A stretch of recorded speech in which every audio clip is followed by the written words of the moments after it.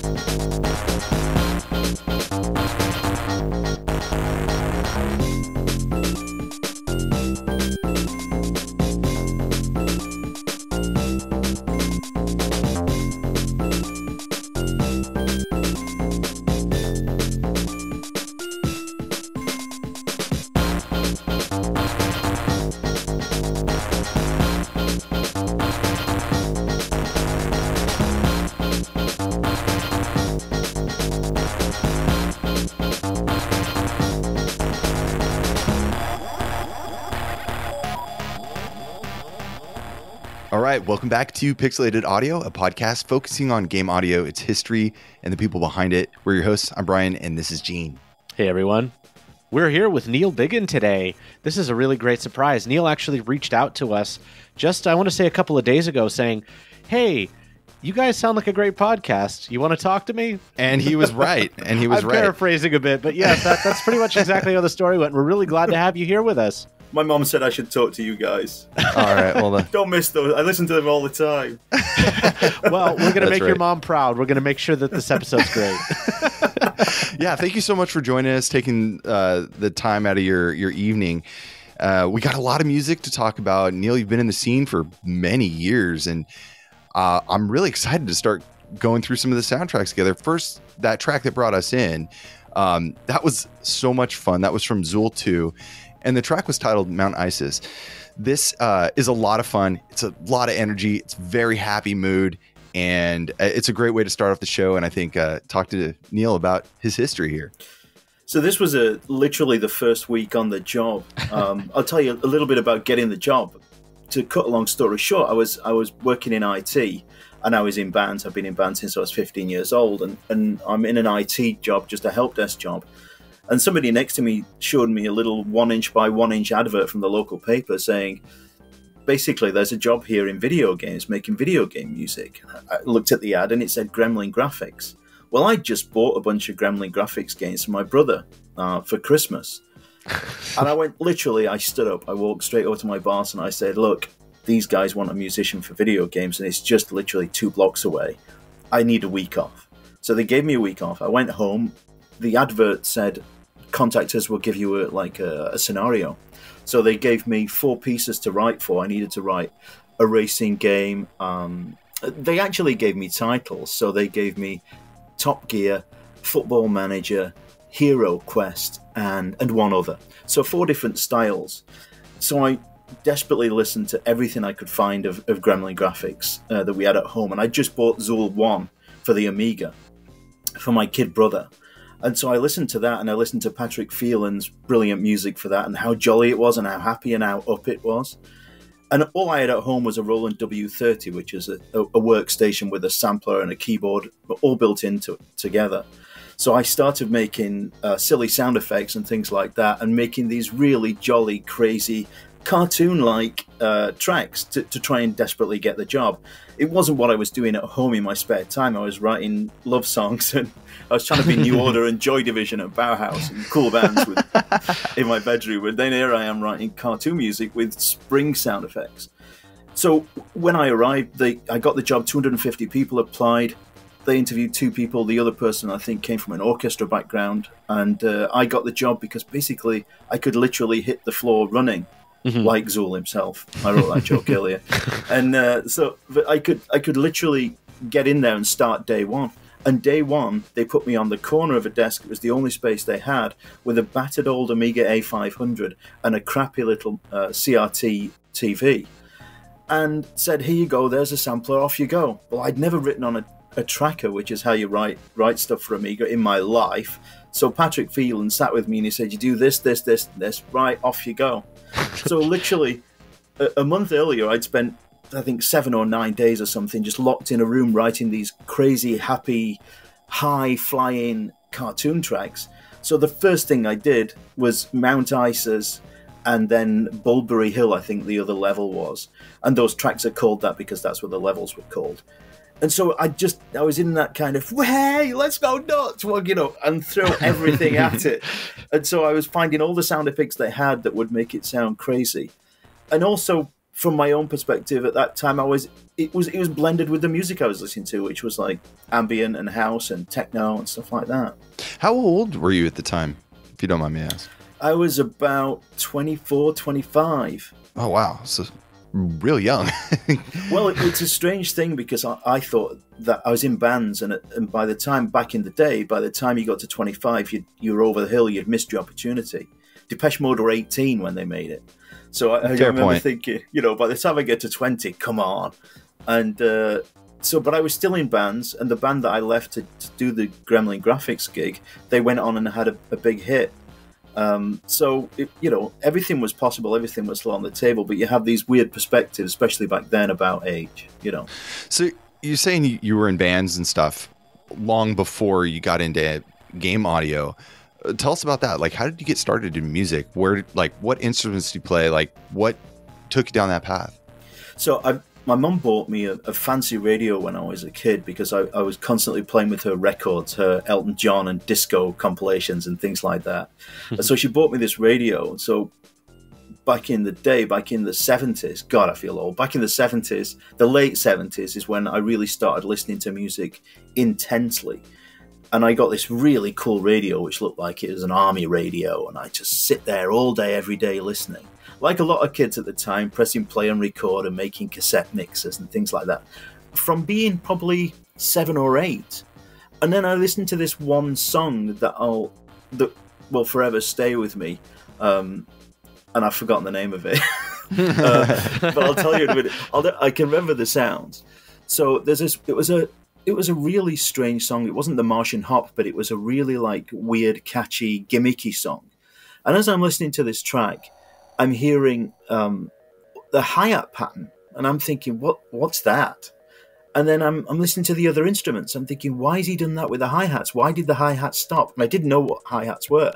Right, so I really broke down the sound, and I never listened to a piece of music the same again. It was always like that, and it still is. Every song, I'm breaking down everything. How did they do that? Why did they do that? What was the technologies they used to do that? So literally 7 or 8, that's how it started. And then at the age of... Yeah, sorry. At the age of 12, 13, 14, I wanted to play keyboards, and that was the thing I wanted to go for. I was always drawn to that. Something about space music, the song Popcorn, and everything that was spacey, and you did that on keyboards. That's a personal favorite. Yeah. That surprisingly, that one it's stuck around. I just recently found out, maybe not recently, but some time ago, that the original came out in 1969 or something like that, and it's still kind of kicking around here and there. It's that old? Yeah. The original version. I thought it was weird. For some reason, I thought it was late 70s or something. It was that version that everybody knows that came out in the 70s. Oh, okay, that's probably the one. Huh. That's it. I really wish I could remember the name of that song. I will find out and tell you later. It's been with me ever since. It's been the most important thing because it started me off. But it's such an obscure song, the name of it escapes me. So I get to about 14, something like that, and I need a keyboard, and I'm obsessed with music. And some kid on the bus says, "Hey Neil, I've got this organ if you want it." Yes, I'll have it. So I didn't care what it was. He gave it to me. plugged it. It was one you had to plug into the wall, and a fan went through. The fan kind of constantly went through. It was a cheap plasticky thing, and it was a fan-driven sound. So you press a key, and it goes, and it did a perfect version of Decades by Joy Division. So I'm literally 14 playing these weird sounds. And then I think I was 15. My uncle got a Roland SH-09 monophonic synthesizer, and he loaned it to me. Like, who loans people a synthesizer? That doesn't happen. And I got this thing home and started playing Blue Monday bass lines and everything else. And at that point, I got a friend who was good looking. I said, "Do you want to be in a band?" It's like, "Yeah, I'll be in a band." I said, "Okay, you're singing, I'm playing." And then, I don't know. I got a friend who was good looking. That was all you needed. That's all you smart needed. Marketing. That's a brilliant that move. was it. He was a Anthony Taylor, he was called, and he was a clothes horse. He looked like David Bowie, dressed like David Bowie. He was the most extravagant dressed guy you'd ever want to meet. He was stunningly good looking and really unusual. So he was perfect for this. I went to a friend's house, made a backing tape on his equipment, which is basically me doing octave basses, and then an 808, I think, drum machine, things like that. Just basically made, I think, 5 or 8 songs, and then I would play lead lines, monophonic lead lines on top of them. I wrote some lyrics for this guy, and we played a church hall. I think we were 15 and a half or 16. 80 people came to see these two nobodies. It was just fantastic. I gotta say, that's a pretty good start. I mean, yeah. It was a wild time to be, and in Sheffield in particular, anything was possible, and there were so many other inspirations. That town was and still is packed full of talented musicians. I could list them all day. There's a massive list on Wikipedia, But we got the Human League in our ears every single day, Cabaret Voltaire, and all this kind of techno stuff. And jumping along 10 years, it translated perfectly into video games, because if I turned up with a guitar, what do you do with that and an Amiga? That's true. Well, before we keep going, I'd like to get into some more music, because we have a lot to go through, and we definitely have more I want to talk about. So we do have a track here from the first Zool game. This is track 6. I don't know if there's a name for it.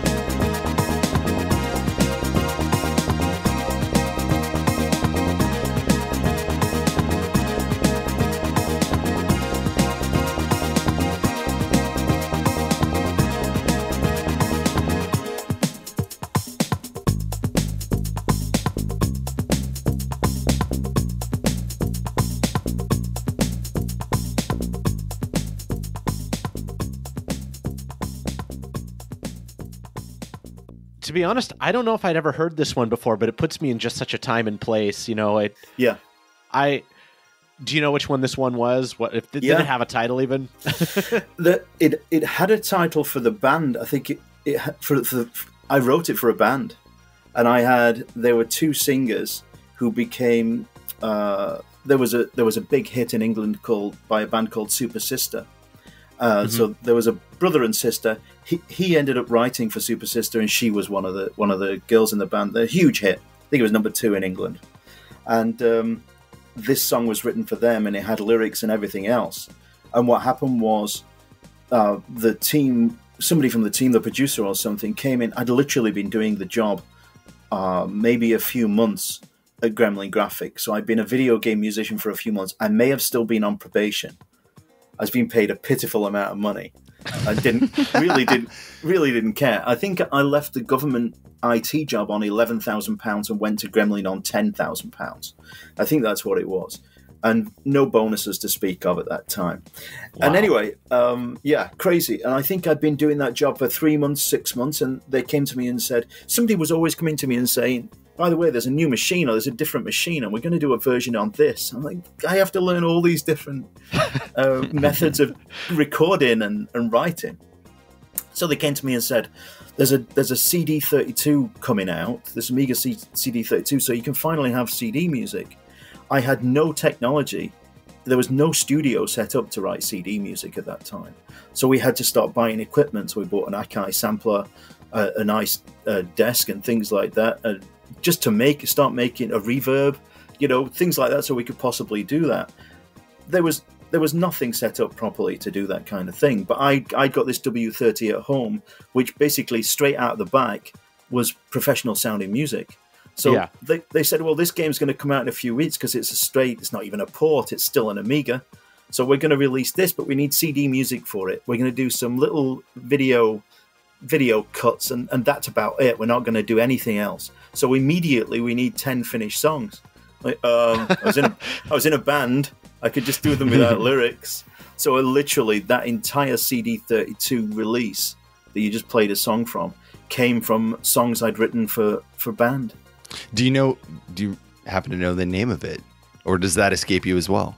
I believe it was called No Idea, that song. I'm not being ironic. I think it was. I've got a book with all the lyrics in. That was No Idea from Zool on the CD32, composed by Neil Biggin. I could totally hear this as a radio hit. I mean, so my older sister was probably, I think I've told this story before. My older sister's about 5-6 years older than I am. She grew up a little bit more with the early 90s music. So I grew up listening to a lot of that piano house, rave, all of that stuff, in addition to, of course, Nine Inch Nails and all of the other things I probably shouldn't have been listening to as like an 8-year-old. But, to me, this sound is just, it's not my era's music, but I grew up listening to so much of it. It sounds like 93, 94 to me. It does.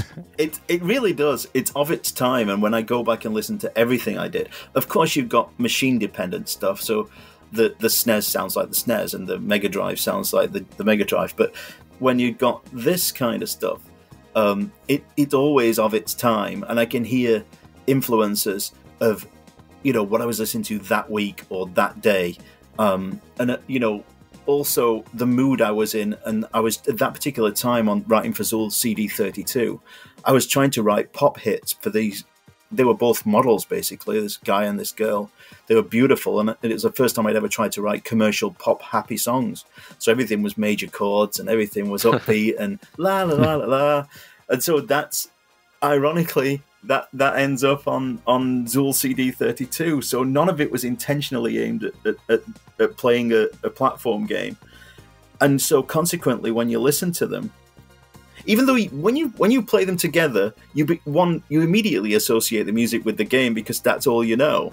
But to me at the time, I was playing it thinking, "Oh, these do not fit. This doesn't fit. This doesn't fit. I need her to be singing. The chorus starts here, And then year after year of watching it, I get used to it, and some of those songs work fantastically well.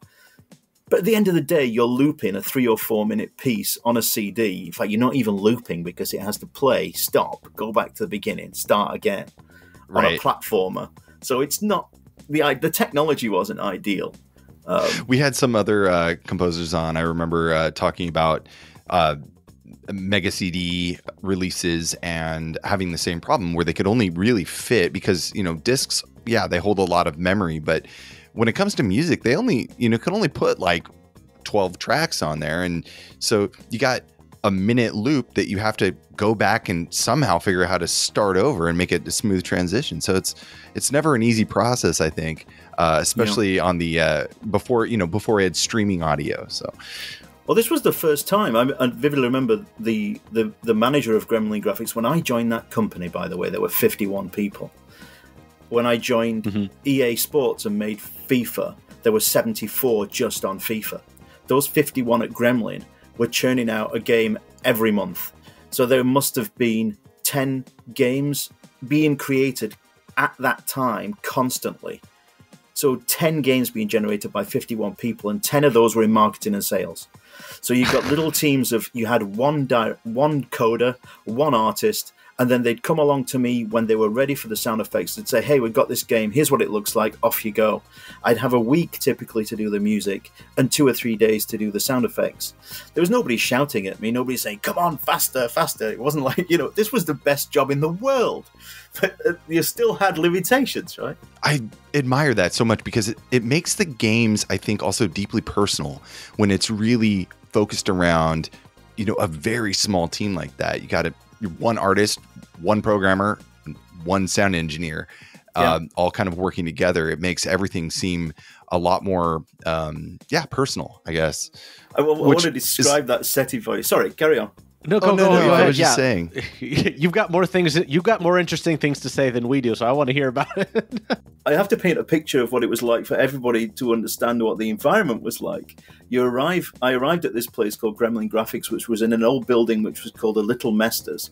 Sheffield is a steel city, and Little Mesters was called that because it was hundreds of little rooms with men curled up in a corner by a fire. Every room had a fire in like a block, like 2 stories high with maybe 40 rooms in it. And every room had a fireplace. And they'd sit by the fire hammering. Little guys, a guy is called a mester in Sheffield. Little mesters would sit hammering forks and knives and spoons. Most houses all over the world have got Sheffield cutlery because it was turned out in thousands of these little rooms. Anyway, years later, Gremlin buys this building. All the fireplaces have been painted over, and everybody's got a tiny, I would say, 8x8 or 8x10 room. Mine was probably 10 feet by 10 feet because I was a musician, and they put me at the end of the top floor. That was a haunted building, let me tell you. But to paint a picture, so Top Gear 1, Top Gear 2, Top Gear 3, almost all the coding, if not all the coding, was done by one guy called Ash Bennett. Almost all the art, I think a little bit more was added further on by other people, but almost the entire art of all 3 games was done by one guy called Michael Hurst. Every single thing you're looking at is done by 2 guys. And they were in a room together, I'm going to say 8x8. And they would work together all day. A closet, essentially. I'm not kidding either. And so my first day, they would walk me around the top floor, which is where I was going to be, and said, this is the Top Gear team. I'm like, Top Gear team? This is a duo in a toilet. This is a duo. Then they'd move down, and this is Jungle Strike. And Jungle Strike was made with guys called Richard and Andy in a room exactly the same size. Oh my God. Well, Hey, we're talking about Top Gear 2. We have a track from that. Let's go ahead and jump into that right now. This is track 1 from Top Gear 2.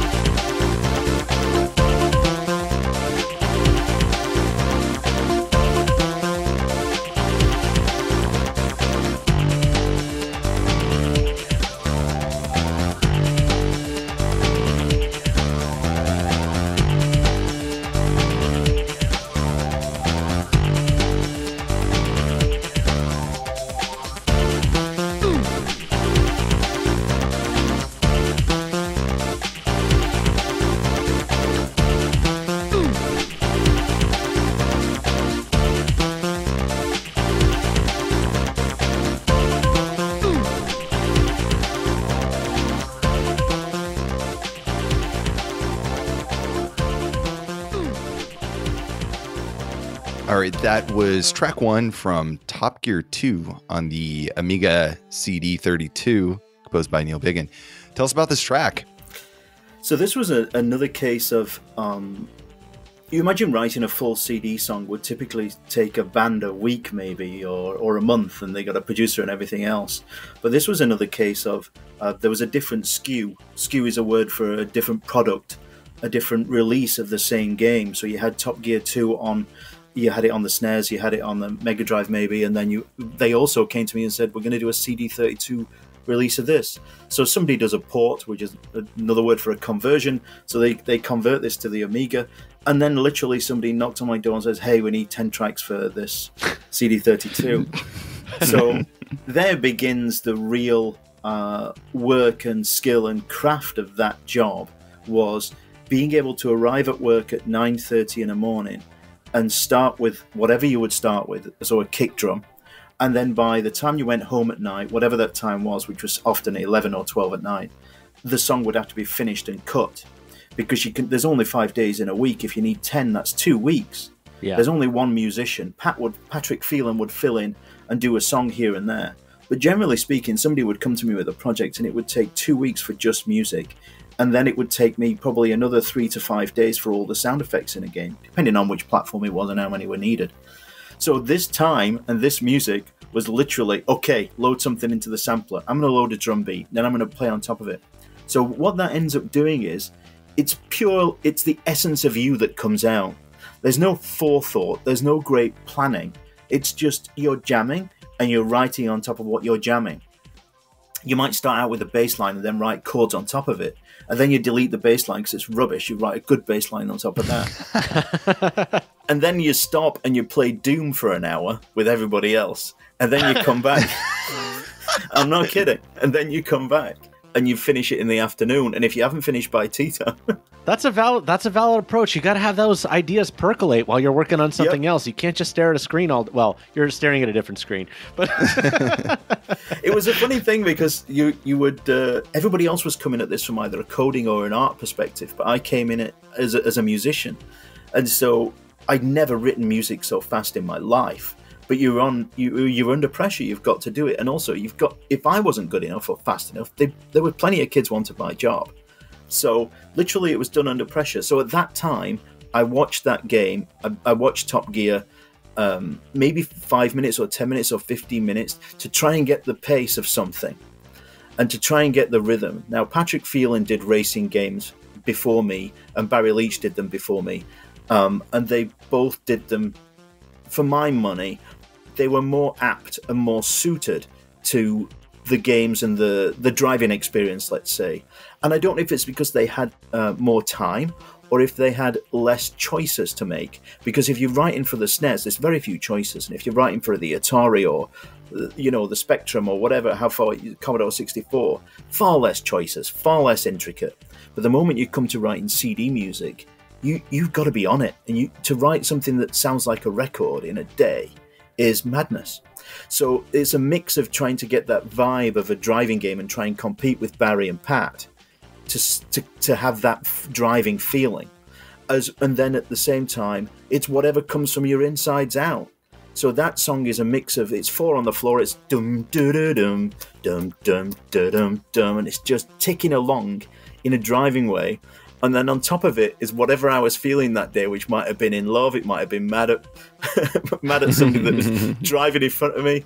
So it's a real mix of that, trying to get the vibe, and then whatever just comes out of you, Awesome. So moving from Top Gear 2, we have a track here from Top Gear 3000. This is track 2. Let's take a listen.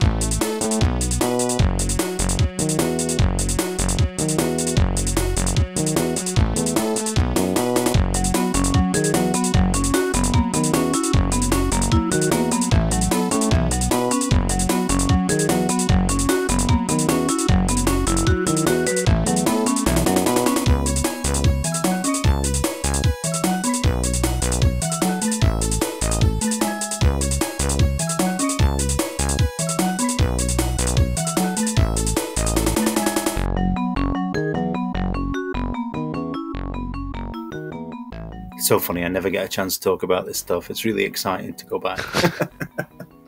So I first contemplated releasing the music, and then I thought, if I do this, I'm just going to be doing it into a black hole. Nobody's going to know it's out there. And then I thought, there's bound to be podcast guys that do this kind of work. And I asked a few friends. I've got a few friends in the business who have, like Barry Leach and Patrick Phelan and people like that, who have, some of them have released their stuff. Yeah. And I thought, Barry's a good friend. Oh, is he really? Oh, yeah. Yeah. Barry's been on the show a handful of times. No way. Yeah, he's a good friend. I've talked to him. I mean, me and him went to like Denny's at like midnight once and had coffee. And yeah, he's a good guy. That. He's a good guy. So the short story is that basically Barry was the musician at Gremlin Graphics, which became Gremlin Interactive. And then Barry left. So he did a bunch of games. Like he did Top Gear, the first Top Gear for the SNES, I think, and for Mega Drive. And then Patrick Phelan took over from him, and then I took over from him. So we never met in person, but we had this connection. And he has the Brazil problem as well, where he's got a lot of fans and a lot of interest from Brazil. And I believe he either went down there or an orchestra down there, something. He had a gig or two gigs. Oh, yeah. Something. Yeah, that's right. I find that mind-blowing. Yeah. They invited him for some game music concert, and he was like one of the star attractions. It's crazy how the Brazilians love their Top Gear, like really love their Top Gear. I don't know. Really. I mean, it was a great game here, but I mean, it never got the traction that it got over there for whatever reason. Then Aquarius did Horizon Chase, which was a kind of a modern take, almost reimagining of Top Gear, and had Barry do the audio for it. And he'd been out of the business for a while. And so he's like, oh, well, now I'm all nervous to do something that, I have to make it good, And so, I felt really honored because he would send me demos and he'd be like, well, what do you think about this? Like, do you think that the instruments are too loud? So I feel like I had some say in it, but at the end of the day, he crushed that album, and it was so well done, and it really brought home that full Top Gear essence, I think. So he did a perfect job of modernizing it and still keeping that sound that we all grew up with loving, for sure. Yeah. It's such a... if I talk about it from the beginning, in that, Top Gear 3000 was one of my first games. I did Amiga games and PC games and stuff like that, but it was around, let's say, 6 months into the job. But you imagine back in the early 90s, there was no internet to speak of. I mean, it existed, but it was really, really primitive. So when you released everything into a vacuum. And I remember somebody coming and saying, I knew what Top Gear 1 and Top Gear 2 were. I knew the impact that they'd had on the gaming community out there from magazines and things like that, but there was no internet, and there certainly weren't many TV interviews back then. So they came and said, look, we're going to do Top Gear 3000, and I thought, oh, this sequel's gonna bomb.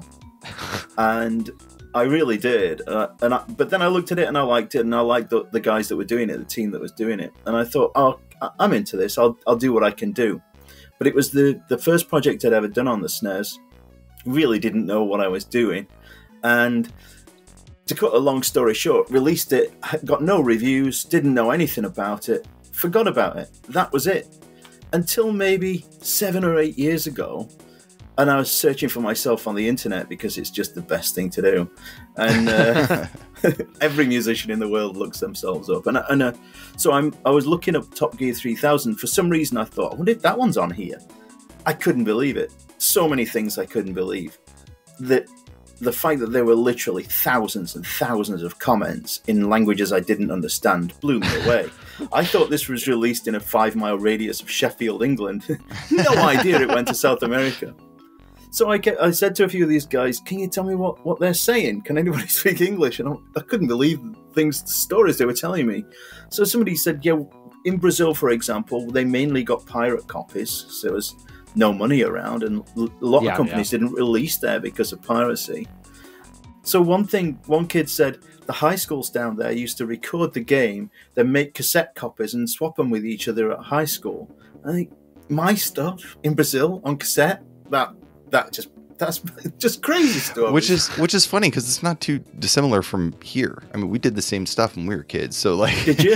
Yeah. Oh yeah. Yeah. Oh yeah. Yeah, That's kind of the essence of this show because, you know, Gene and I, our whole thing here really is, you know, we grew up with a lot of game music and we wanted to really explore the composers and their stories behind it.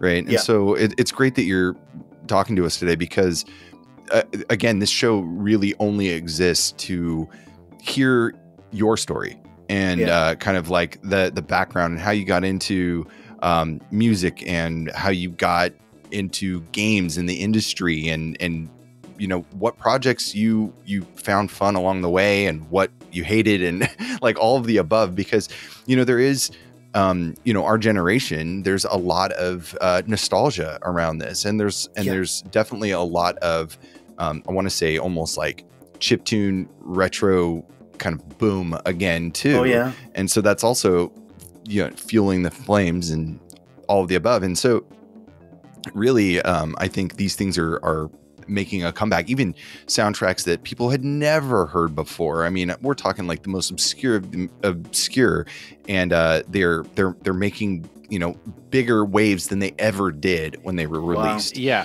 So, I mean, you're familiar with, I'm assuming, MagFest. Have you heard of I'm sure you've heard of the event, right? No. Okay. I haven't. No. So I'm actually involved with MagWest, which is their smaller West Coast offshoot, but they've been around 20 years now. MagFest started in, I think, 2001 or 2.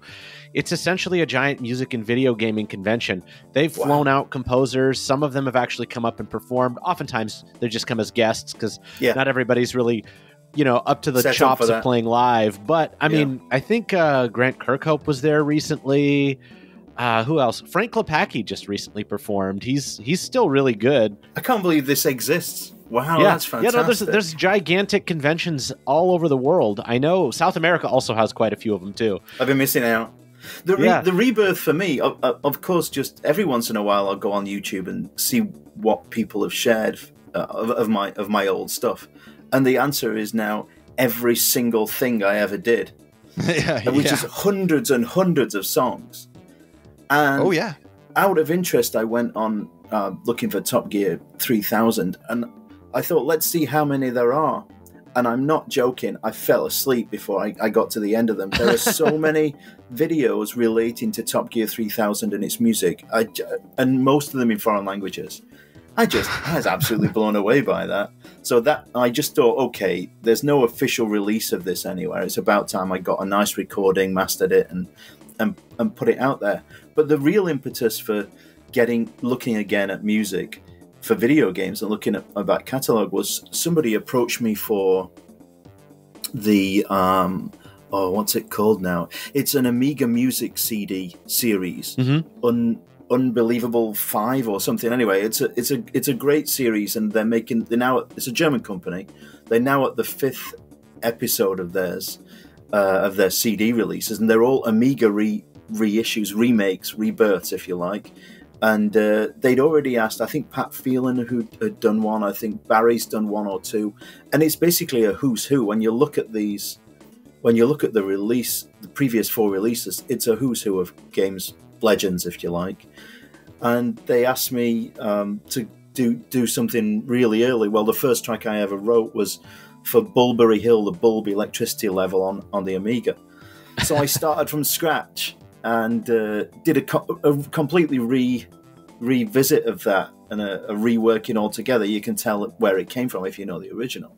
I think we're going to have to play a clip of that, Gene.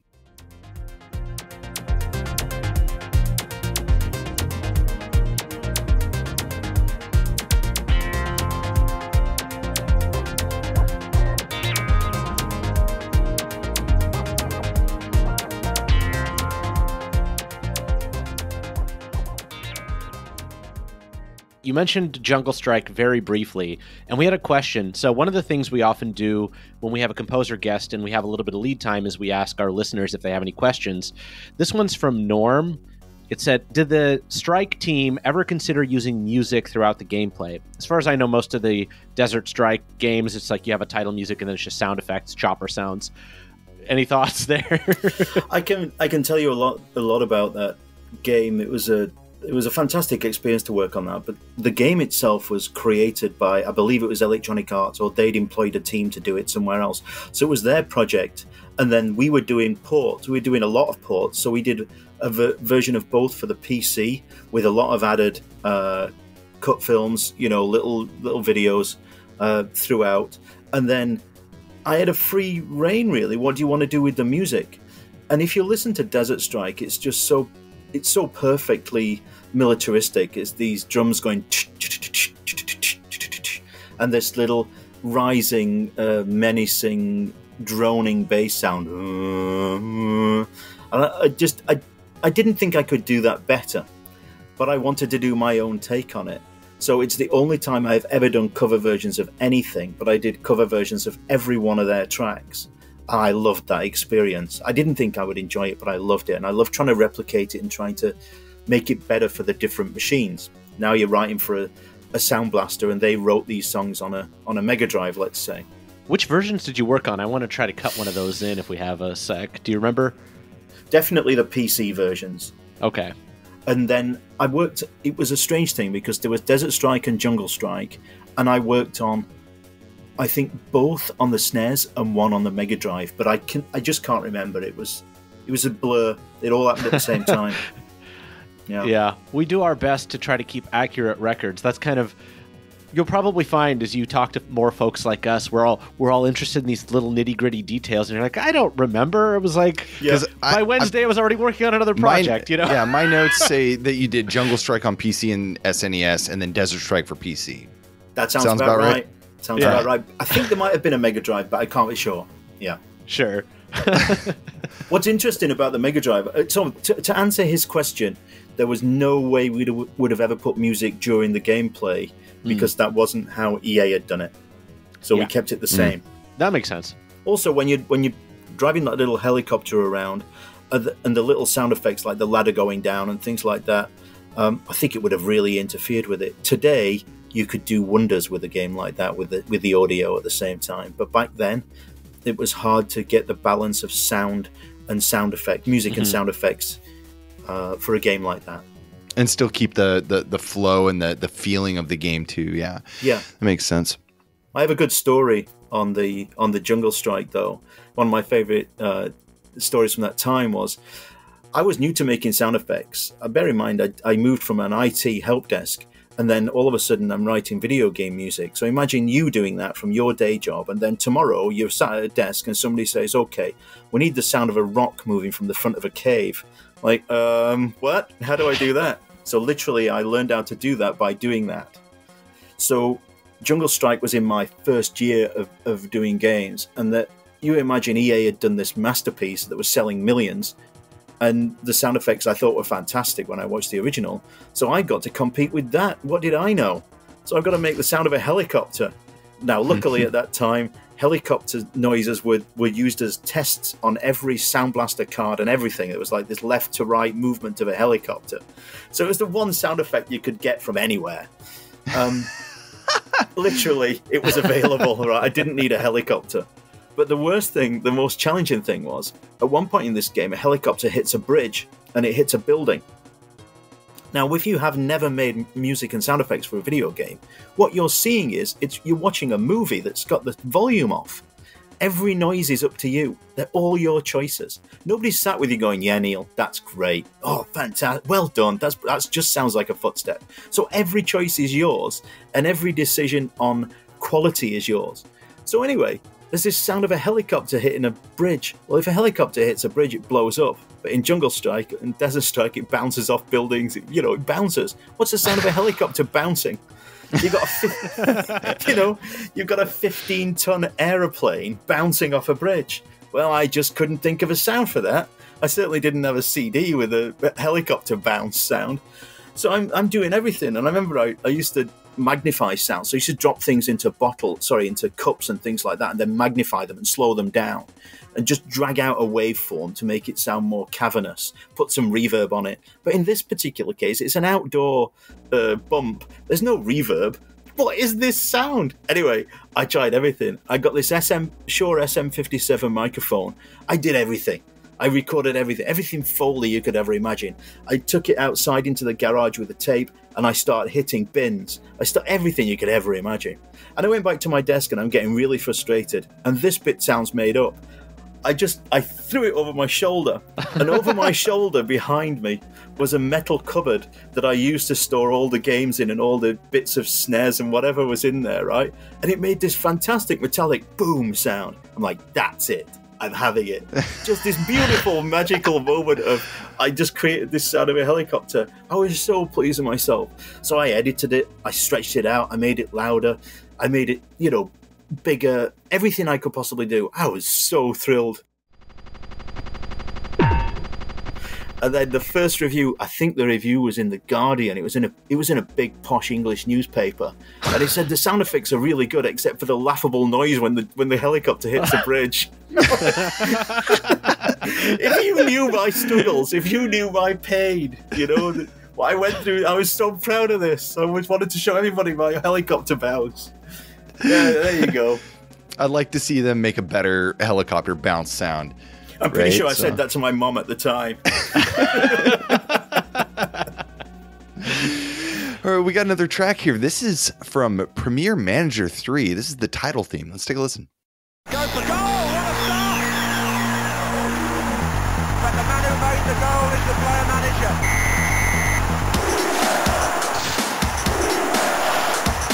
Look at the way he hit that. What a magnificent run and a fabulous goal. And he's away.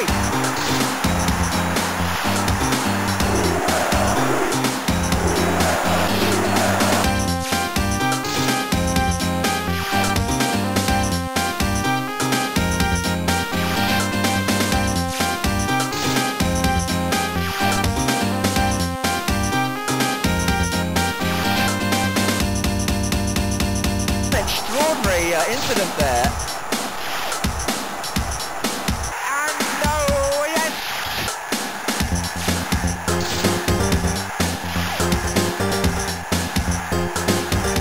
Look at the way he hit that.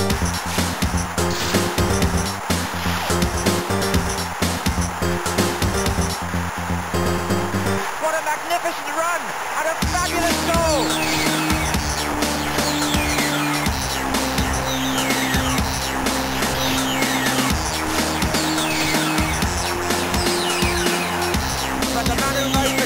The player manager.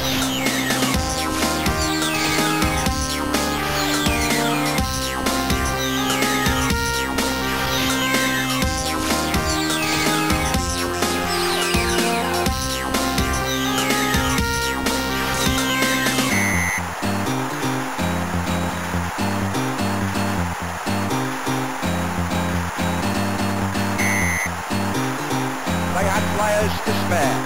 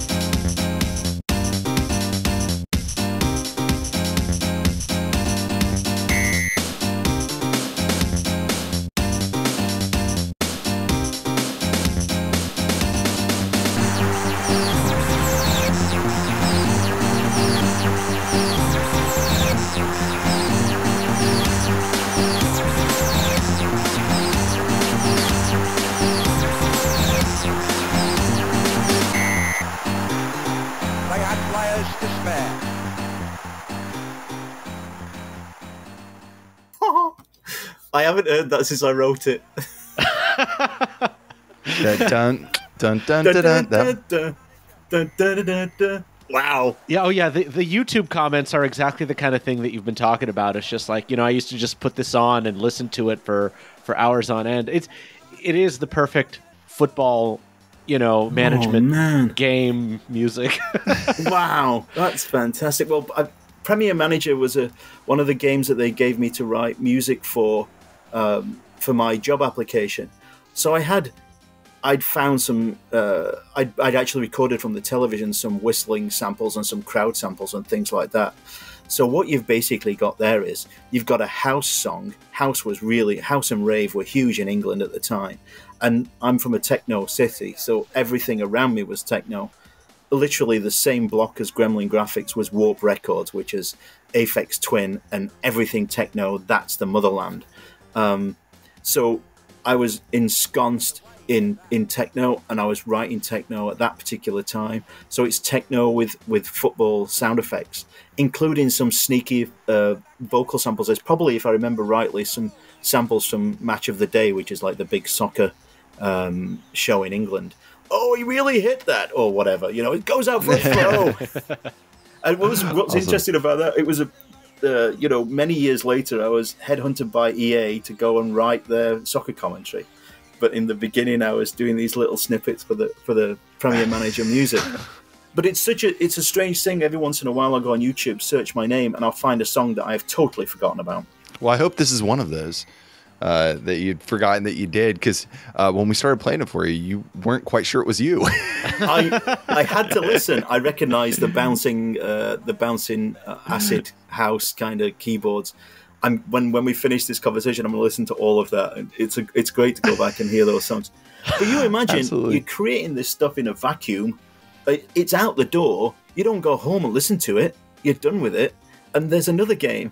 So you don't really go back and play your own songs unless it's something that you want to play to other people. You might play to friends. Like, so when I did the Loaded soundtrack and with Populate itself, I'm like, listen to this and then listen to theirs. What do you think?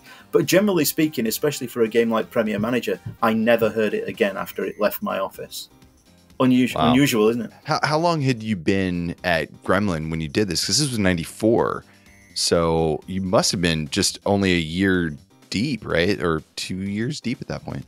And bear in mind, if that says 94, it could have been made in 93. 93, right? Yeah. And my part of it may have come in early 93, and I think I started in April or September 92. So 6 months, a year tops. And I don't know how that was written. I don't know if that was written on a tracker. It sounds like a tracker, doesn't it? It was probably a tracker because it's if it was Amiga. So. very, very likely, yeah. Okay, so it was an Amiga. So learning tips and tricks on the Amiga was really fast work. I had to understand how to generate reverb and delay using clever tricks in the trackers. Do you remember what tracker that you mostly used? Was it like Pro Tracker or Octamed? So I think everybody was using Octamed at the time, and everybody was saying you should use this, but I think I used Pro Tracker. I looked at a picture of it recently. I went back. Somebody sent me an original file of, I don't know how they got it, but an original Zool 2 file. It was a tracker file, and they played it to me in Pro Tracker, and I recognized the colors. There's blue and gray, and I think that was mine. Yep. And I think I changed the blue to being like a purpley pink. And to most musicians, writing music that way would be a nightmare, but I absolutely loved it. I thought it was great fun. Oh yeah, I mean, I love the Amiga. I got one right behind me. Oh yeah, wow. A 500. So yeah, it's my baby. We love tracker music on the show too.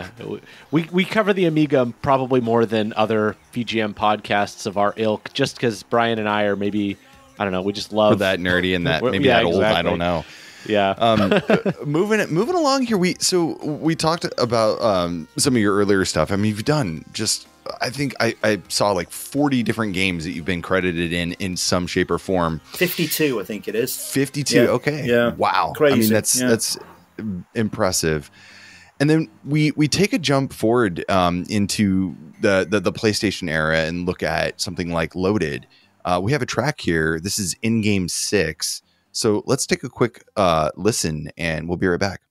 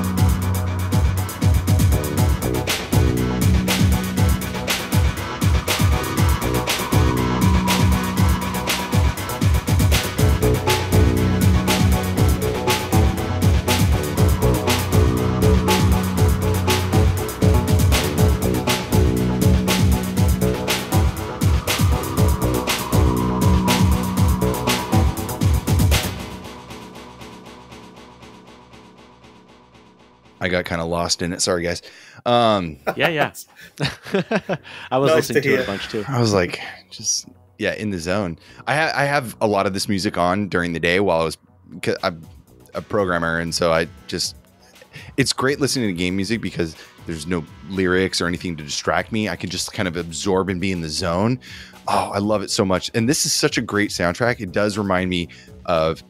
definitely reminds me of my early 90s, like Gene, you were saying earlier too.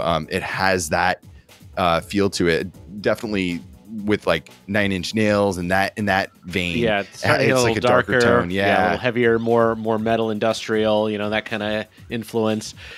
We actually have a really involved question from Ed. I'm going to try to summarize it, but basically he had a question about Loaded specifically. So goes through this lengthy description that on Wikipedia there's 21 songs and 2 by Patrick and 2 more by Pop Will Eat Itself, and that you designed it as essentially being a soundtrack CD. You've already talked a lot about how you've had this, kind of pop radio mentality very early on. You were kind of thinking about that. So Ed's question was, so I just want to know more about how that whole thing came about. Why were the unlisted tracks there? How was Pop Will Eat Itself on the soundtrack? How did this whole thing come together? So first, before I answer that question, I just want to say this. This is like, if you imagine, this was written, I think, in 95. So you've heard the stuff you just heard by, in comparison, that Premiere Manager stuff, which is 2 years earlier. That's like going from having crayons to Photoshop in 2 years. Yeah. And I just realized that while I'm sitting here. And when you listen to the difference in the two, it's astonishing. And it's not that I was new to writing that kind of quality of music, because I've been writing that level of stuff since I was probably 18 or 19, but not for games. For the first time when CD music was introduced, you could write to that level and with that level of audio. And at that point, I had around 2 days per track to write those songs. So I've got more time. Luxury, 2 days. Tell that to Nine Inch Nails. Oh man, lucky you. Yeah. But at that time, it felt like luxury, and I really felt like I had a lot of time to really consider the vibe and to really create something I was really, really proud of from scratch, instead of bringing old pop songs that I'd written for a band or something that was hurriedly done for a machine that I learned how to use yesterday. So this was done using Cubase, an Akai sampler, and outboard effects like a maximizer and a reverb machine and stuff like that. How much direction were you given for this soundtrack? Yeah, I'll start there. Basically, typically with games, a producer would come and see me. So the actual golf producer came to see me and said, we need something chilled out. I was listening to a lot of De La Soul at the time, so I thought, I'm going to do chilled out, sample-based, like De La Soul, chill out on a beach kind of vibe. So you get a couple of words from a producer and then you please yourself. And I have to say, everybody I worked with was absolutely fantastic. It was the time of my life. But they were so great and there was no pressure. Occasionally somebody would come in and go, that could be a bit faster, or do you think that's a driving song? But for this game, come to this story and answer this question in the best way possible. I was really excited about it because I'd been there for the initial conversations, which were, we were watching Gauntlet and saying, let's do something along these lines, but we're going to be able to do these lighting effects for the first time in the PlayStation. So all of a sudden you've got these beautiful purples and it looked like lights were on.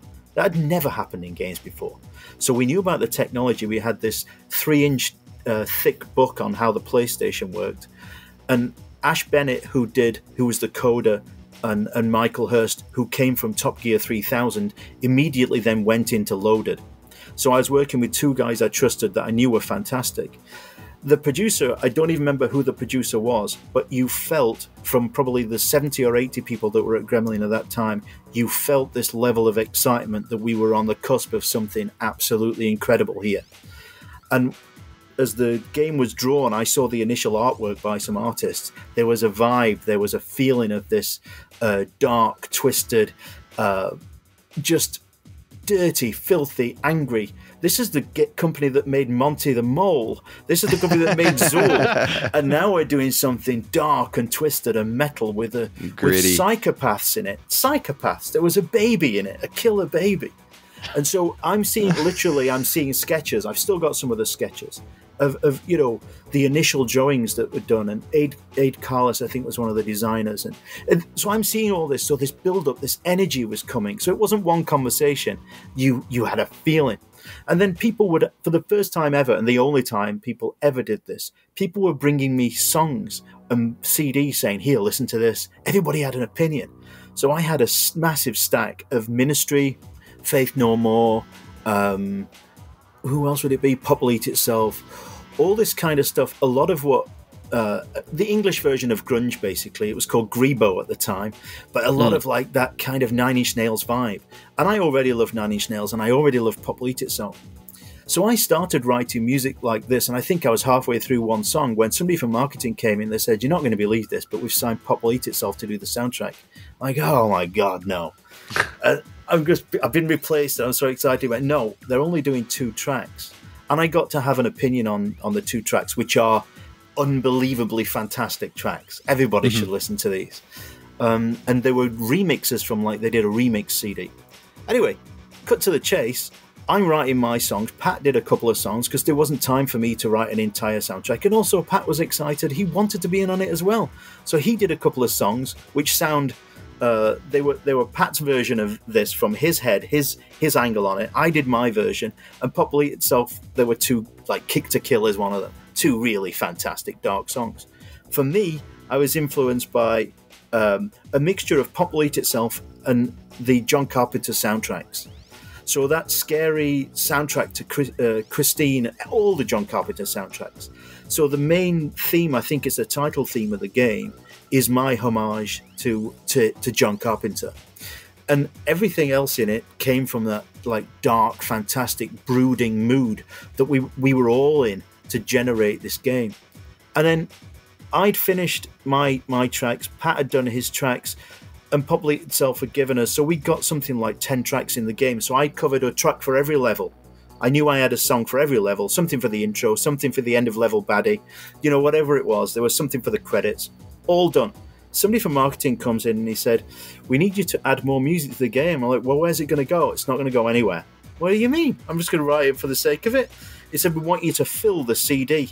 I said, "Well, there can't be much room on the CD left." And he said, "Well, we want you to put as many tracks as you can." So doing the math, we had there's 72 minutes on a CD, and I think something like 17 minutes was used by game data, so we had 45 minutes. And I'd already used something like 31 minutes in Pop will Eat Itself, me and Pat's tracks. Like, what the hell do you want me to do? And they said, "We don't care. Just need to do as many tracks as possible."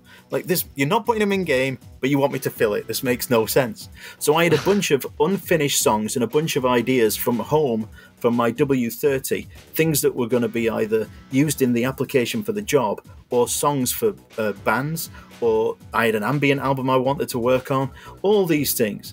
So I basically brought in my W30 and recorded 15, 20, 30-second clips of all these songs that were either finished, unfinished, or unused from my bedroom at home. Things that were used in the band with vocals that I hadn't yet used. Little clips. So these all went on the CD. Eventually, somebody admitted to me why they did this. It was all about points. So in our industry, in the music industry, every song has points. So one song on an album, if there's 10 songs, you get 1/10 of it. The writer gets 1/10 of it, and the performers get 1/10 of the money. Let's say that. So Pop will Eat Itself were down to get something like, let's say, 50 cents for every game that was going to be released because they had 2 songs. Now they didn't have to pay me, but 50 cents a game is a lot of money to pay for music back then. A lot of money. So they had to increase the number of songs, which ended up being, I don't know, is it 23 songs or 18 songs? Something crazy in there. 25 audio tracks and 25. Including a couple of Zool tracks, I guess, is what it says on Wikipedia. Exactly. Yeah. So exactly that. It was like a Zool, a remix or a different version of a Zool track, which everybody loves. That's probably the song I get the most love for, that track.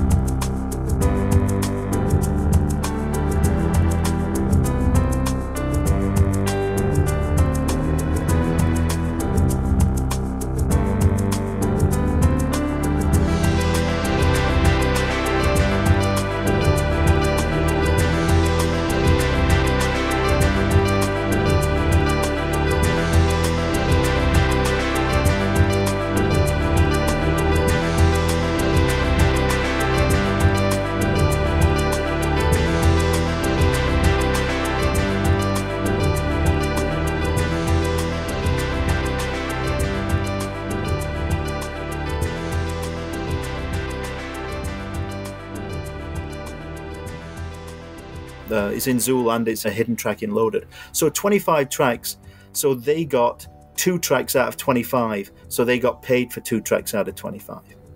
So that's why it was done. It was purely a financial decision. And all those hidden tracks, because it was a black CD, and when you put it into your CD player, it made that awful noise at the beginning. I never thought. Yeah. Do you remember that? So I never thought. Oh yeah. I've loaded in data CDs. Yeah, you guys, Yeah. of course you have. Who am I talking to here? And but I honestly didn't think. Bear in mind, again, working in a vacuum, the PlayStation wasn't out yet. So this was all finished before the PlayStation 1 was even out. This Loaded 1 was released with the PlayStation. Oh. It was the first release with. It came out as packaged with the game all over. I think we sold 150,000 with the game. Wow. So I didn't know. I just knew that they told me, don't worry, they won't ever be able to hear these songs because it's a black CD. I'm like, okay, fair enough. And then all of a sudden you find out, hang on a minute, people are saying in reviews, what are all these extra songs that are hidden? These songs sound unfinished, or these songs are cool. And then I get, they asked me to sign something. One of those, the spooky clips, was used for a car advert in Japan. So I had to sign, you know, what the hell is happening here? I hadn't finished it. Let me do it again. You know, give me another shot. Yeah. Oh, that's great. That's a great story. It was the Wild West. It was a strange time. So, Neil, earlier you kind of hinted at it, but you mentioned Actua Golf, and so we wanted to play a track from Actua Golf, the title theme. You mentioned Chilled Out. Brian and I have a deep love for golf music. I know that sounds like we're being facetious, but I could talk about golf games all day with you. Really. So we're gonna play the title theme from Actua Golf. Great.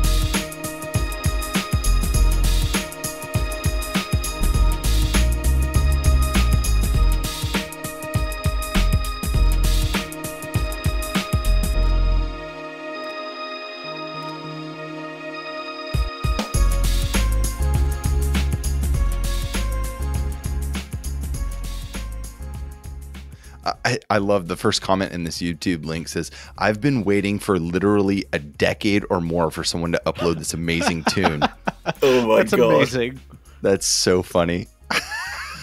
That's just wild. Imagine being me reading that. I'm just like you two. I just, it was a job, right?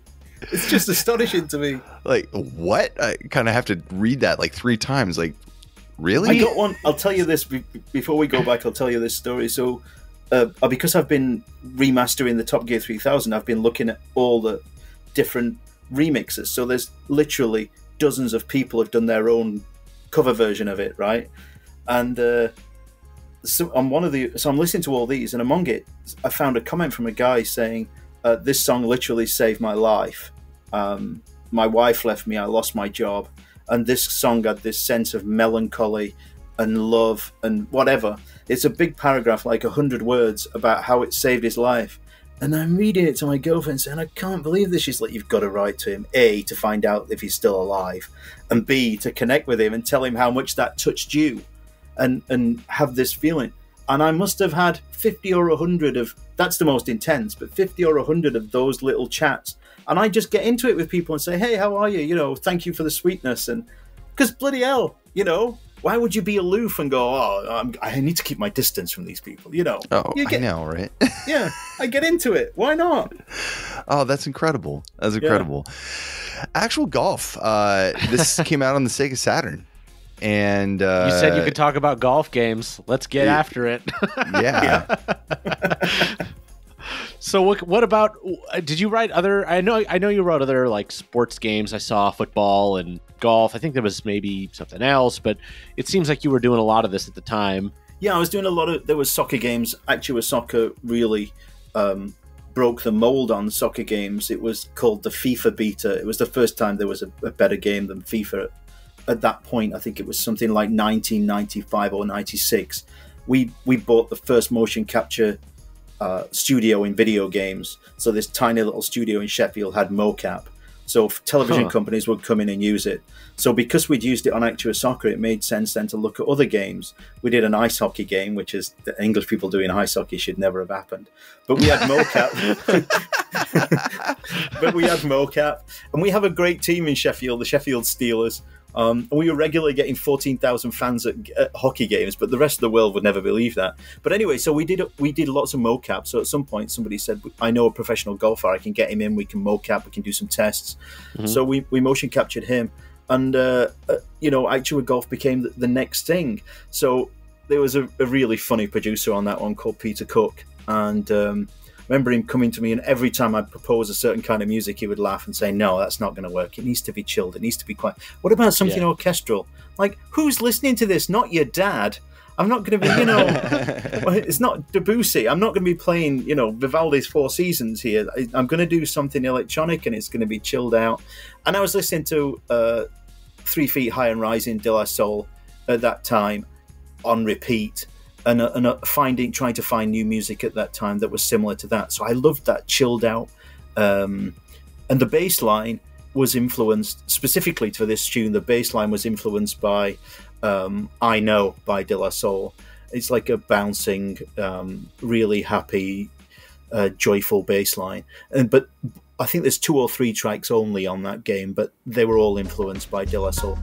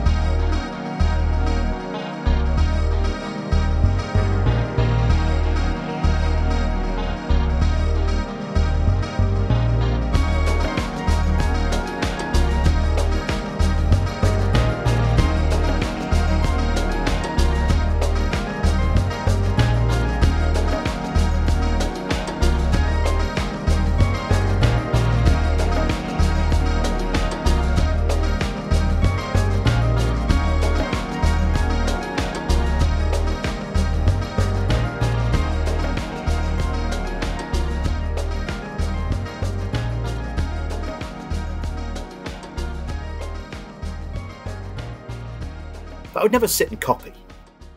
When you're listening to it all day, it soaks in, right? It's bound to come back out. Oh yeah, Sure. I mean, if you're there's going for a mood, definitely yeah, influence. yeah, it totally makes sense. You know what's funny to me is it doesn't matter what country you're from. Golf music is golf music. It all boils down to that laid back, kind of just happy on the beach, sipping a margarita vibe. Like, Absolutely. It doesn't matter. I mean, we listen to a lot of, Japanese game golf music, or We have a friend who runs a podcast which is entirely music like this. Not literally the same genre, but it's just laid back, chilled music. It's dating simulators, horse racing games, golf games. Wow. Fantastic. Yeah, he digs deep. That's Hammock. I would over love at that. KBGM. Yeah, I'll send you a link. It's a great, and he treats it like a radio broadcast, so it's like 30 to 40 minutes long. Hey, cool cats, that sort of thing. That's It's really fantastic. funny. I would love to listen to that, and I'm sure I would like that music. I've always loved that kind of laid-back stuff, and I wanted it to be a bit sexy and a bit, you're on the beach with a margarita. That's what the golf music was going to be for me. Yeah. But there's a great little golf story that I have to tell. Like I said, the producer was a bit wacky. He was the only guy that wasn't a hardcore gamer among the producers. He was like a business guy. He wore a shirt to work. He was the only person that wore a shirt to work. And he was totally on his own. He was a unique individual kind of guy. And when he came to talk to you, it was a different experience to talking to any other producer. And he came to me. The game was finished. I'd done all the audio, all the sound effects, everything. And he said, I need some more animal sounds. I'm like, it's golf, Pete. And he said, no, I need more. I need more background noise because it's quiet. You're playing golf. What's happening? There's a babbling brook. There's a crow. Occasionally there's a little bit of wind, but that's really all you've got, and it's all you want. And he said, throw some extra sounds in. So I put... I went to at the time, I just got this massive collection. It was called the Hollywood Collection of Sound Effects. And I went through it and found every single jungle animal known to mankind. I sampled them all and I spread them throughout Actual Golf. Everything. There's baboons whooping, there's tigers, there's lions, there's everything you can possibly ask for. It was absolutely packed full of them. And I put them at certain volumes in certain places. I just had the most fun. He never even asked me to remove them. And at some point, talking to the kids in test, we ended up removing either some or all of them. I can't remember. It's been a long time ago. But then the best thing was, and apparently this has not made it into the game, but this happened. So they wanted to do as a cheat. They mocap. Of course, there's a female golfer and a male golfer in this game. So we mocapped the golfer taking a pee. So the male golfer would undo his zip, take a pee. The female golfer would squat, take a pee. This was going to be in the game, and I think it came out of the game. I'm not sure if the video bit of it came out of the game, but the sound effects did. So the sound effect for pee, I can tell you now, was a Diet Coke into a ceramic mug, a coffee mug. So that frothing sound. God. That sound effect is in the game. I don't know whether it actually ended up being used, but the funniest thing was we did this. I died laughing at the time. We did this thing where he stood against. He stood about. This is away from the tree. He's not taking a pee anymore. He stood about to take his shot. It was either a putt or whatever it was. He's about to take a shot, so of course he's looking towards a hole. Most of a game of golf, you're looking at the back of the player's head. You rarely see his face, right? So the back of his head's looking over there. And then we did this massive lion roar, like, and his head span around and looked straight at the camera. It's just, we never told the producer. We put it into the game. We died laughing. And I've had somebody look at it and they can't find it anymore. So somebody must have removed it at the end. The coders must have removed it. But little things like that used to make my day. I'd love to know what animal sounds are still left in that game, but sounds like you guys had so much fun. Oh, you can't imagine! What a great experience!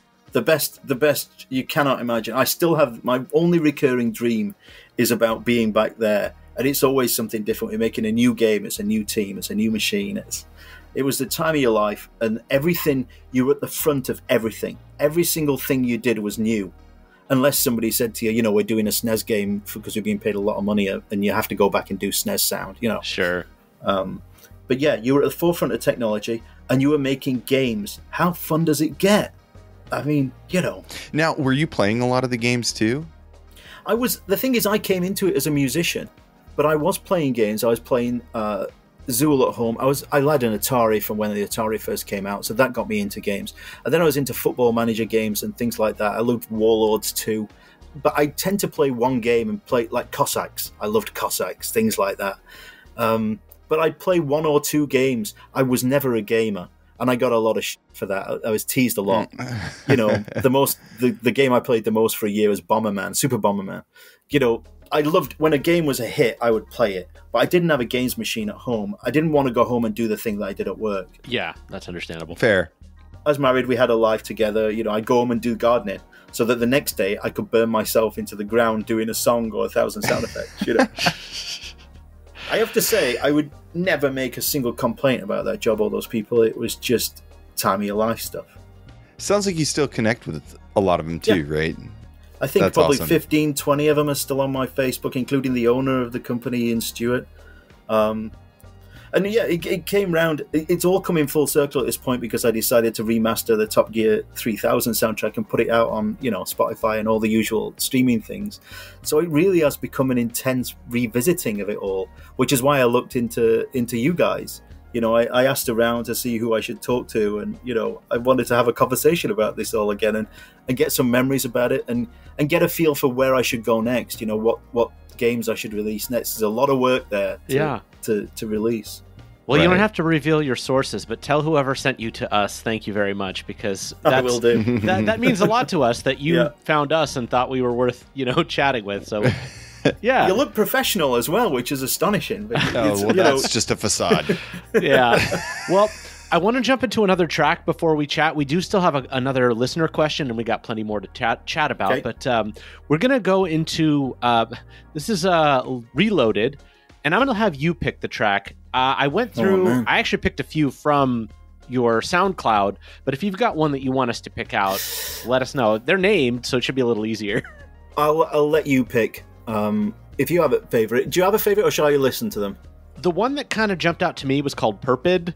Yeah, Perpid. Yeah, let me have a listen to that. I like that one a lot. Yeah, so let's jump into Perpid.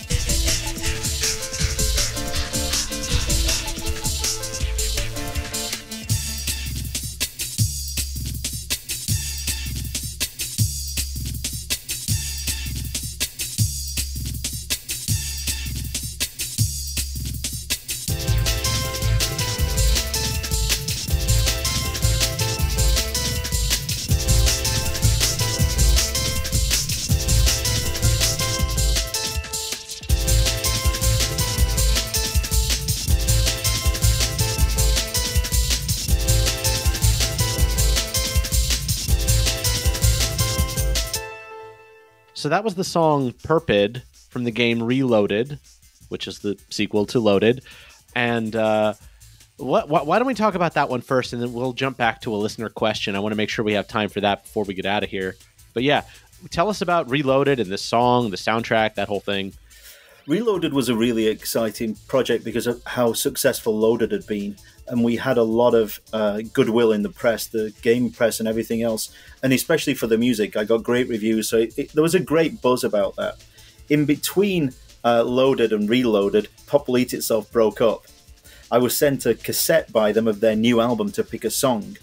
And I chose songs, and then they broke up. I had to send the cassette back. I never did. I kept it because I left the job and ended up keeping the cassette. I still have it, this rare little thing. They actually record it with noise in the background, so you can't use it for anything. You can't make copies of it. So it's a noisy copy. Anyway, so because I had this lot of goodwill from Loaded, and there was no Pop Will Eat Itself, it was all going to be me. That meant I didn't have to fit in with anybody else, so Pat wasn't going to do any songs or any other musicians, just me. So carte blanche, whatever you want to do. And now I knew what Loaded was. I knew Reloaded was going to be harder, darker, faster, or that's what the theory was. So really, it was completely down to me, and that was a great feeling for the first time of being able to really unleash with all the powers of the hardware, great samplers, great sounds, great synths, everything, max out whatever you want to do, carte blanche. And at that time, I'd heard Wipeout, the Wipeout soundtrack with Aphex Twin, I think it is. Basically, it's a Warp Records soundtrack. And that was stunning sound quality. And also, it made me think, I don't have to keep sounding like video games anymore. I can sound like me. I can sound like what I think. Instead of copying everybody else's chiptune style, they're releasing songs with real music in now from real bands like I say, like Aphex Twin and Underworld. I think there was a whole bunch of great songs like that. I thought, there's no restrictions. So at that time, I'm listening to a lot of drum and bass, and I'd been in bands with a guy called Mark Barrett since school, since I was 15, and he just released his first drum and bass album, and that was very successful. And he went on to be a hugely successful musician in drum and bass and techno and chill out stuff. So I'd listened to his album. That wasn't particularly an influence, but then that brought me onto a lot of more drum and bass, and I got CD after CD of drum and bass stuff. So I'm listening to this stuff and thinking, this is where I want to be going, but I don't want to copy anybody's styles, and nothing really appealed to me. Nothing worked. So I went hell for leather. I did really fast drum beat. So everything started with a fast drum beat and a fast break, and lots of cut-ups, and just making drum and bass that had never been made like that before at that time. It was a bit nuts. It was very fast, and it was crazy. And I threw the kitchen sink at every song. It was really manic. Everything was loud. I bought an aural maximizer, which is basically, it adds extra fruit and gloss and special tinkly stars to your sound. So the studio was just sounding epic, and they put an extra room between me and everybody else because I was getting louder every year. And we ended up using it for a vocal booth. But I remember these songs were just, if you play them loud, they're kicking. I'm really, really proud of that soundtrack. Nobody came in, nobody bothered me, nobody did anything. And it just felt as though everybody had lost interest because it was a sequel and they were all onto something else now. The game came out. The game wasn't really well received. It was seen as a poor sequel, but everybody loved the music. So I was really, really, really happy with that. I think it's the first time I'd ever given my songs titles. There's a song called Quebec in there, a song called Perpid, and all these weird titles. It was the first time I'd had the opportunity to give them names. And it was the first time I was really aware of people knowing my music, because I'd meet people who would know, oh yeah, I have Loaded, that was you, wow. So I knew that this would happen with Reloaded. It was the first time when the internet and everything else and games, it all came to play, and I seemed to be connecting with people. People would come to see me, like Mark Bell from LFO, he passed recently, but famous techno musician. He came in to meet me and talk about how I did my music, and all these things started happening.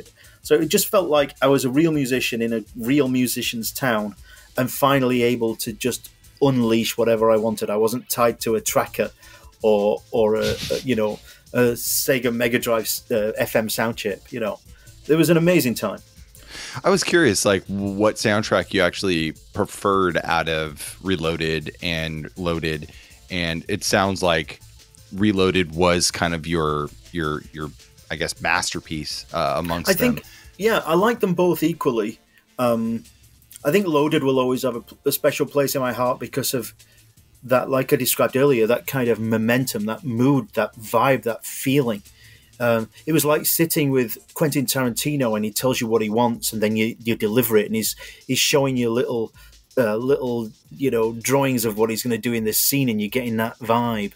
And that coming of age, that turning of the clock over to the PlayStation, that you remember when the PlayStation happened. I mean, I'm a bit older than you, but you remember it changed the world. Changed the world. So that first PlayStation game, especially because we made it before the PlayStation came out, it was finished. We were playing it on dev machines. Nobody knew what it was. Nobody knew what a bloody PlayStation was. PSX, it was called, right? And so the excitement, being part of that was right up there. I think, like, the audio on Reloaded and Loaded, I'd say that they're equal in quality, and my love for them is equal. But the timing and the timing and everything, stuff, yeah. The part of the zeitgeist that Loaded played in the beginning of it influenced everybody. Loads of other teams were telling us, like I talked to somebody from Psygnosis at the time, we had to change everything on our game once we saw your game, and once we heard your sound, we had to change our music.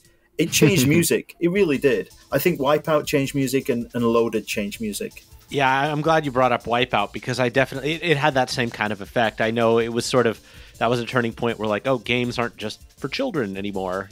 Actual, like, adults want to play video games or whatever the sentiment was. But yeah, it was a really exciting time.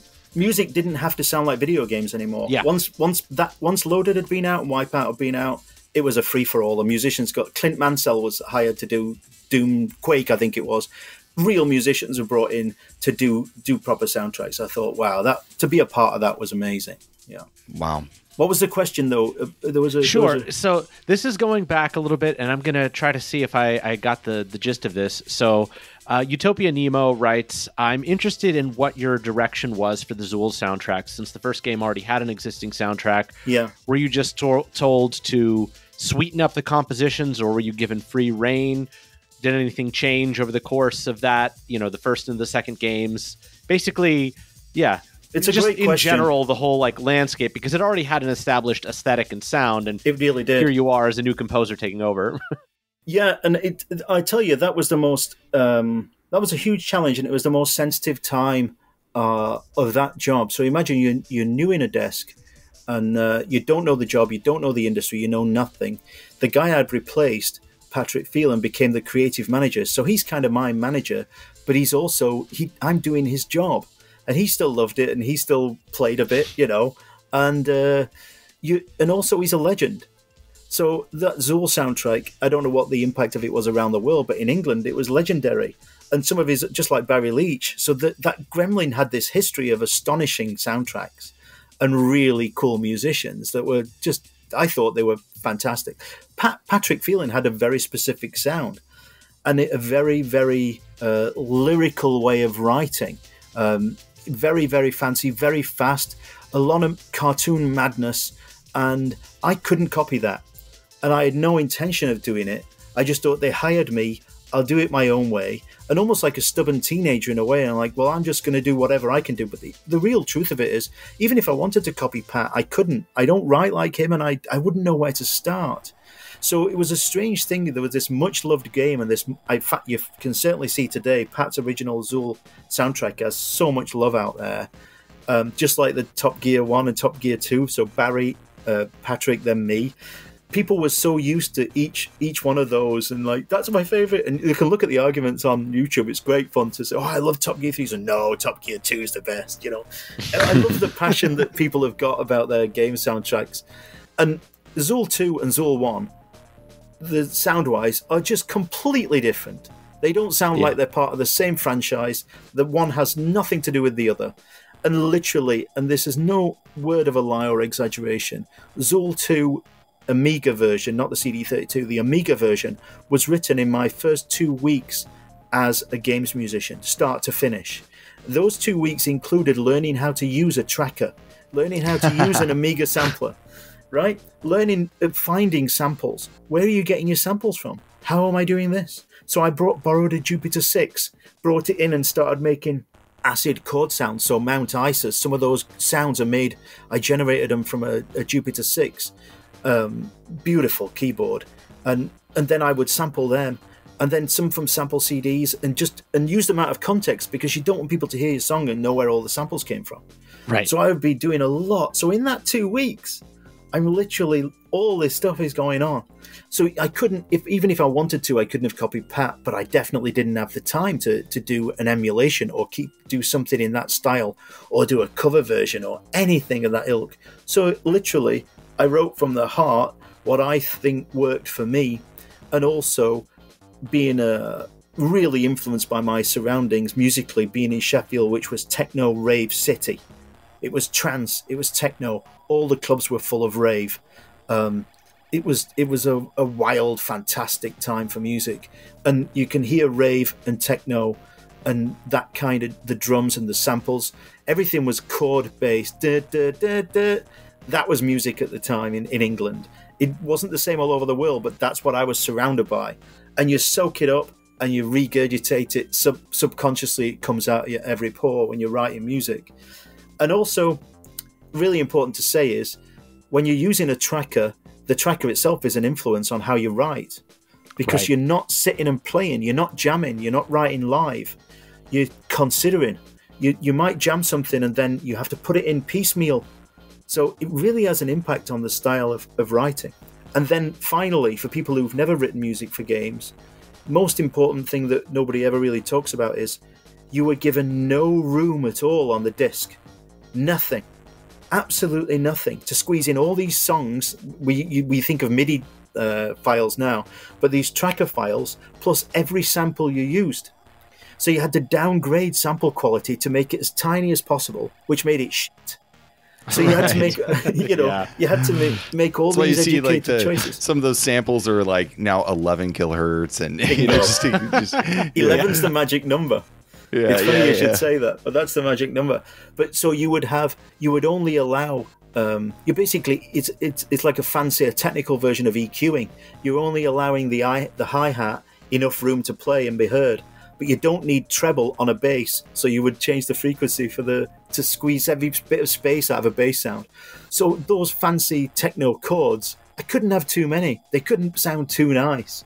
So using dirty acid house sounds worked a treat because they could be lo-fi. So what Zool 2 ended up being is a lo-fi Amiga soundtrack. Just really quick while you're on, so I've looked at the credits and both you and Pat are credited on Zool 2 for the Amiga. Did you write the whole soundtrack? I think that whole soundtrack is me, but maybe the title track was used the same title track as Zool 1? I can't remember. The title theme's sort of remixed a little bit. That would be Pat. Yeah, okay, gotcha. Because it's some of these things are really hard to say. They just, list in the credits both names. It's like, okay, well, that doesn't tell me anything. Yeah. So you can tell who's me, which ones are me and which ones are him. And I think if it made sense to keep the same title music, we kept the same title music. Yeah. He might have done a revisit of it. Got it. Yeah. Sound effects as well. You have to bear in mind that every game had sound effects, speech, and music. So sometimes Pat might do some sound effects, or he might do all the sound effects. I do all the speech typically. And as speech became a bigger thing in games, that was my thing. I ended up taking over on all that kind of stuff. And I did more and more sound effects. But to be honest, Patrick Phelan is a sound effects god.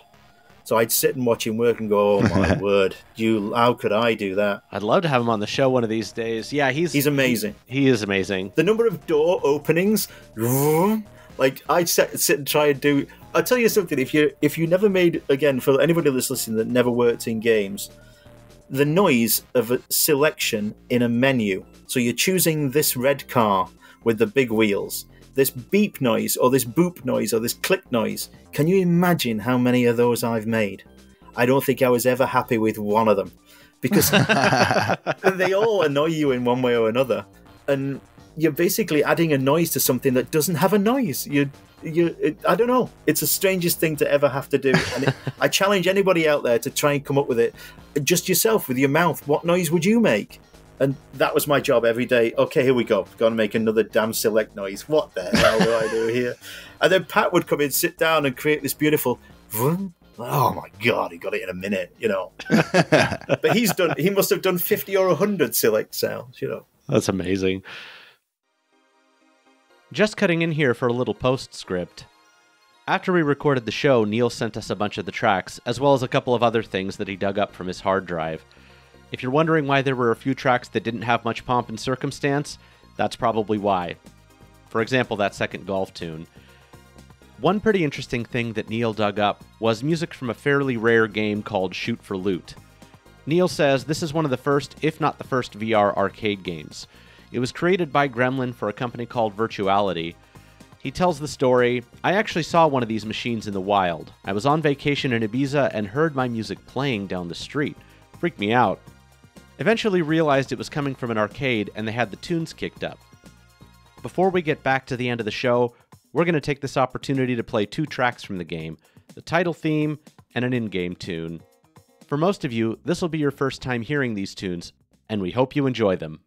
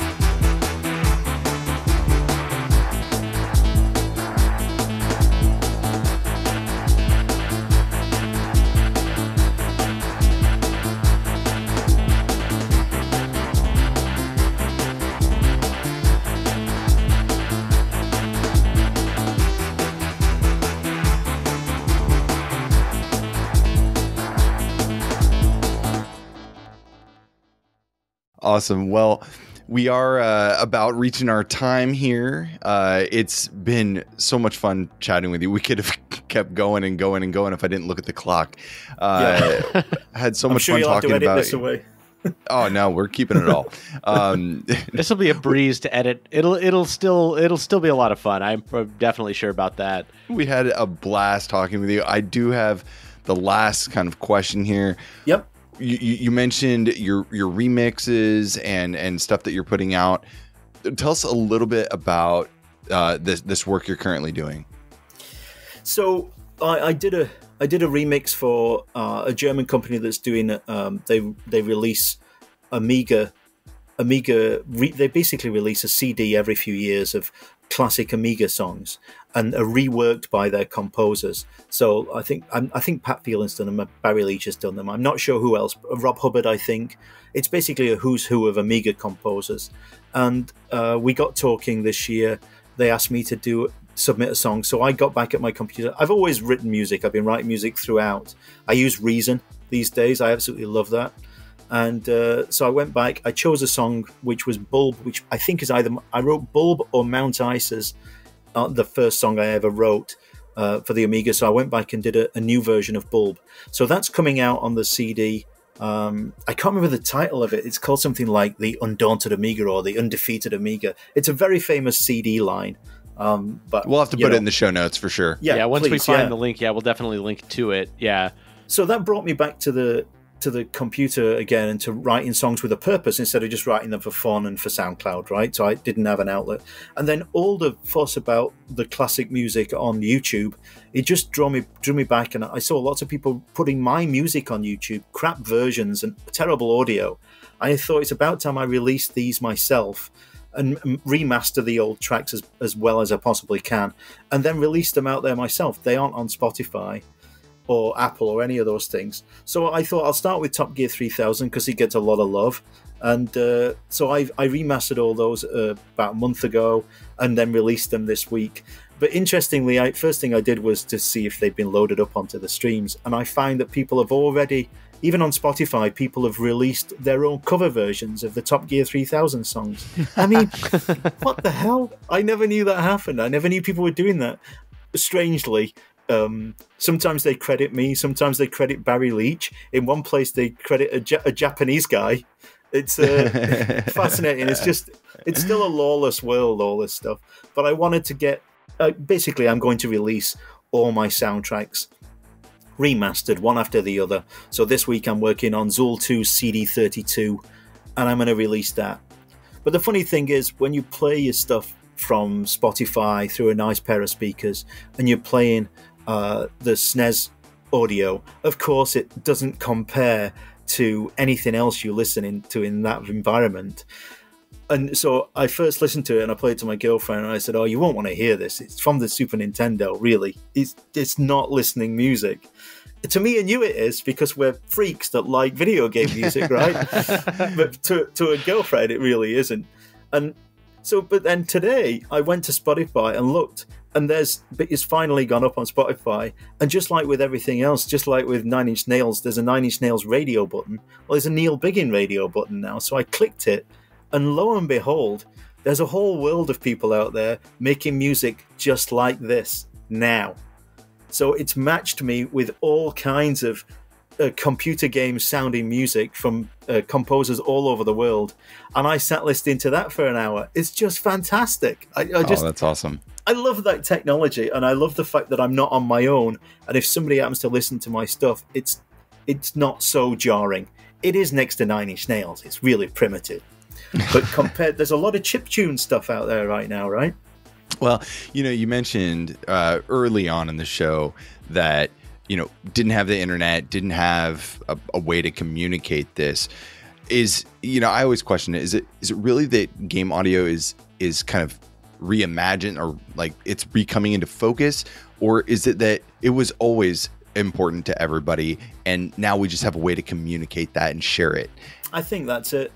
Yeah. I think it's so much that I think the very fact that there's a podcast like yours and it's successful and it's got a life of its own that's purely tailored to that world shows you a part that, you know, shows you how big and important it was. And I can tell you right now that I can still sing the soundtrack to a game called Rally X, which I used to play in the arcade when I must have been 11. I still know every note. I could still sit down and play it to you.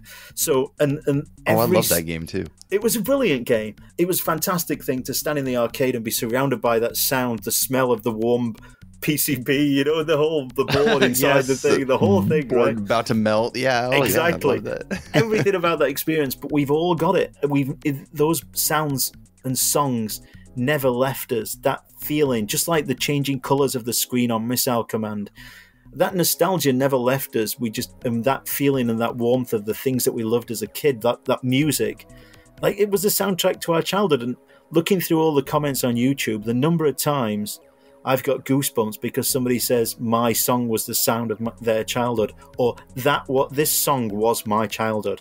Thanks, Neil. You know, it's cheesy, but it just, imagine being me. It's a crazy experience, man. It's just wild. I say this no joke, and Brian can back me up. I literally did have your name in our show notepad that we often think of. Who are composers we should reach out to? This was written in the last like 6 months. Yeah, we don't always have time to do that, but you got to us before. We saw the email. Oh my God. It's this saved us a trip.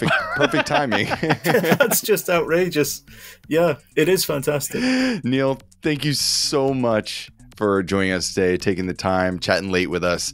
And it was a blast going through your history, your experiences, and just all the music that you've shared and brought to the world. It's an incredible history that you have, and we feel really fortunate to be able to share this time with you today.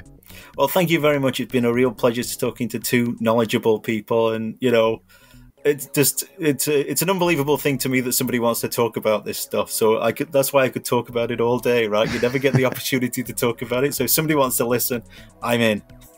I mean, Awesome. if we're digging into actual golf, you know that we're real fans. I mean, it's not the one that's going to be at the top of the list, but we just love the good music. So we've enjoyed everything that we've had, on the show. And did you have anything you wanted to lead out the show with? We often end the show with a track. If you've got something that you wanted to close out with, dig deep. We'll take it. Dig deep. Yeah. Oh my word. I'm going to send it to you. So the song I've chosen to end the interview with is something that was actually unreleased. There was a game called Hardcore 4x4 that Gremlin produced for an American publisher, and they came to me and said, we want something rocky. So what I did was I brought in a real guitarist and a real bass player, and I sampled them playing individual notes, individual chords, things like that.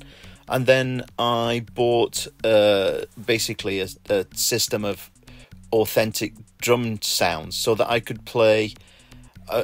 basically, I could write real rock tracks. So I wrote some real rock tracks. They had some synthesizer in them as well, but I spent ages trying to play the drums like a drummer and the bass like a bassist. I spent a long time trying to do it, but of course, I'm not a rock guy, so it's definitely my take on a rock track. So I wrote 10 songs for this soundtrack, and I was really happy with it at the end, and I believe it's the last thing I ever wrote while I was at Gremlin.